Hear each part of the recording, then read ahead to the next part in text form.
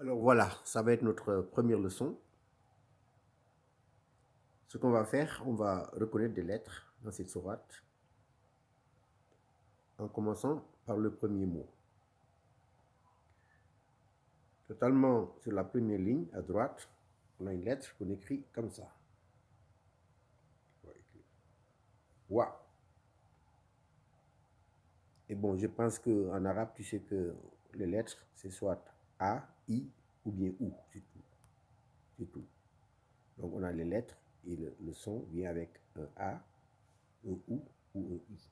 Le I, c'est un trait comme en bas, comme ça.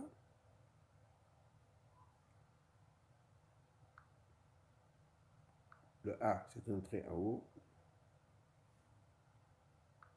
Et le OU, c'est son signe, après, qui d'ailleurs ressemble au WA. OU. OK.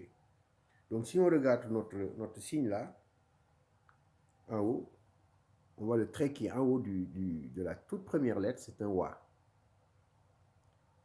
Et la lettre qui suit, c'est une barre qui est debout comme ça. On appelle ça alif. On se demande même si c'est une lettre ou c'est pas une lettre. Donc on dit c'est pas une lettre, c'est son support. Mais c'est ce qu'on appelle alif.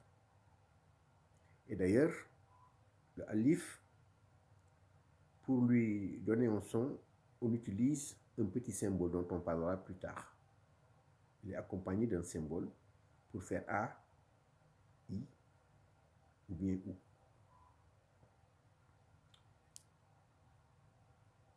Après le alif, on a aussi une autre lettre qui s'écrit normalement comme ça. On l'appelle lam. Là aussi, ça peut être la, lou ou bien li. Donc on a déjà 3 lettres. Et les signes qui sont marqués ici, on va les discuter au fur et à mesure parce qu'on va les retrouver. Et lorsqu'on les retrouve, on connaît déjà les règles. Donc, le alif et le lam, ils vont ensemble pour faire al. Alif, c'est A, et le lam, le al. Al. Le al en arabe, ça veut dire le, la.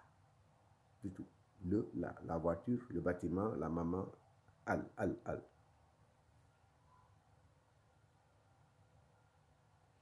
Donc, si on regarde le premier mot, après le waouh, il y a le alif, il y a le lam. Le lam avec le tout petit trait en haut. Bon, c'est tout petit malheureusement. Je vais lui faire des écritures plus grandes, mais pour la prochaine fois. Il y a un petit trait en haut qui fait que ce soit un la. Le plus important, on voit qu'il y a une espèce de 3 à l'envers, couché plutôt, comme ça.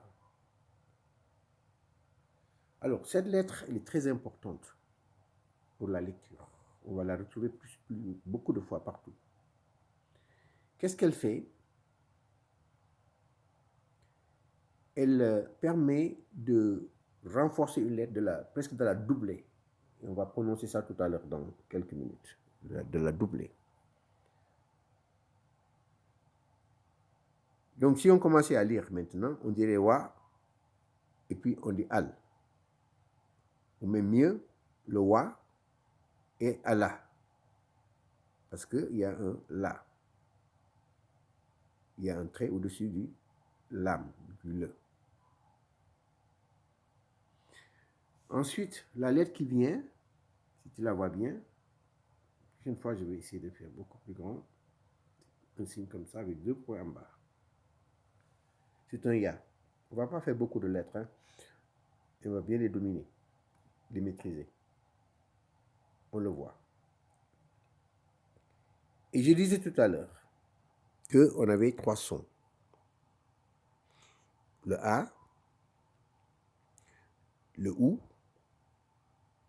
et le I en arabe. Donc toutes les lettres reçoivent ces 2-là. Ces 3-là, pardon. Maintenant, en fait, il y a quelque chose à rajouter. Ou ce n'est aucun des 3 sons, on le symbolise avec un cercle, comme ça, tout petit. Donc, ça, c'est comme si on dit be, te, peu, le, ye, de. C'est le son que ça fait. Donc ce n'est pas da, di, dou, c'est de. C'est pas ba, bi, bou, c'est be. C'est un cercle comme ça.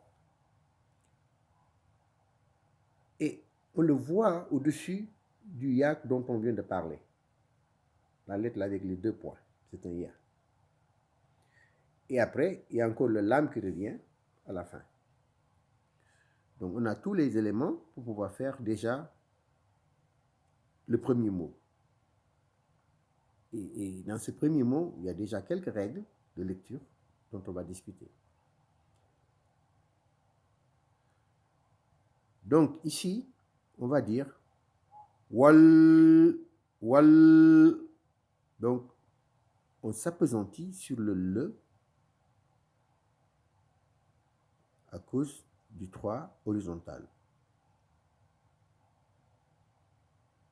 Et donc on dit wallayli, wallayli, wallayli. Voilà. C'est comme ça que ça va se lire. Wallayli. Wallayli. Et remarque ici, il faut noter ça. Il faut noter ça.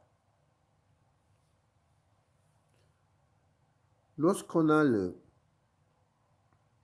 alif et le lam qui font al, comme on dit, ça veut dire le, la, c'est al en arabe. Ou bien les, tout ça, en arabe, on dit al, c'est tout.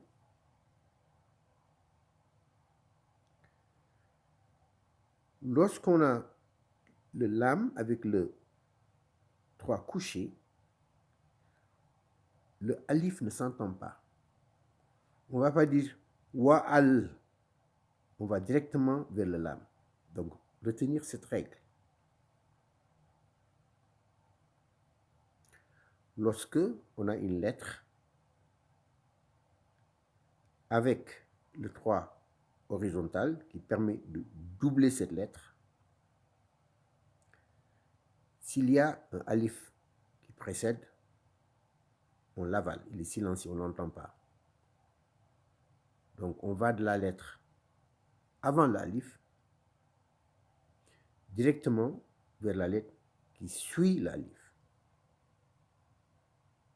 Donc on dit wallayli, wallayli. On ne dit pas wallayli, on dit wallayli. D'accord? Bon. On va prendre le mot suivant.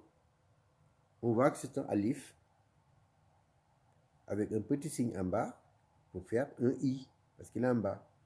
Et on voit que juste au-dessus du i, il y a le fameux symbole qui accompagne le alif. Il est toujours avec le a ou le ou le i pour le alif.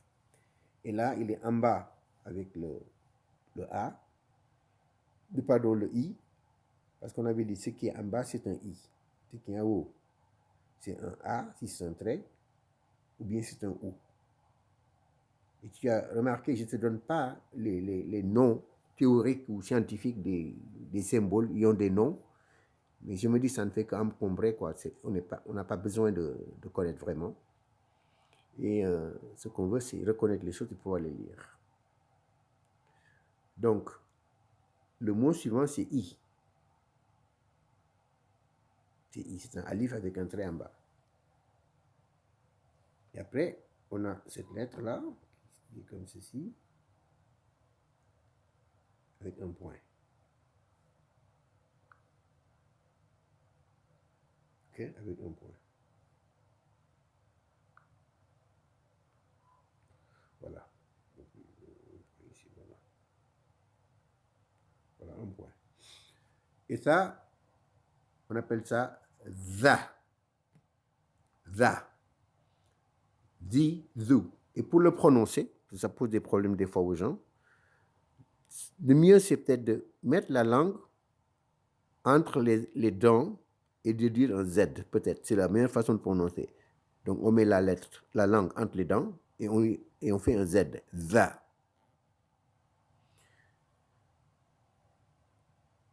Et là aussi, bon, la dernière règle, et puis on va lire les deux mots ensemble.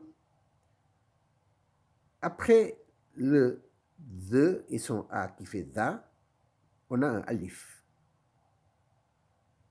C'est l'occasion pour dire qu'en arabe, les sons ont des durées. Par exemple, on peut dire la, on peut aussi dire la, donc c'est une durée double. On peut dire la, c'est une durée 4. Faire la, ça fait une durée 6. Et tout ça, donc, on va le reconnaître. C'est pas la peine de trop réfléchir dessus. C'est juste une annonce de choses qu'on va voir. Donc, ce qu'il faut retenir pour l'instant, c'est que il y a le son de A qui est prolongé pour faire 2. Donc, ici, on a normalement Isa, mais avec le alif qui vient derrière, Isa, au lieu de Isa, c'est Isa. Au lieu de ba, Iba, ba. Donc, ce qui prolonge le son A, c'est le alif qu'on met après. Wallayli idha. Wallayli idha. On ne dit pas wallayli idha. Wallayli idha. D'accord, donc on va s'arrêter là pour aujourd'hui. Donc, c'est quelque chose à réviser. Et puis faire des commentaires sur l'approche, bon, si on peut améliorer ou pas. Mais en gros, c'est un peu ça. On prend des petits mots, on maîtrise les règles et les prononciations, et puis ça va se répéter sur le mot suivant, donc ça va être de plus en plus facile. Voilà.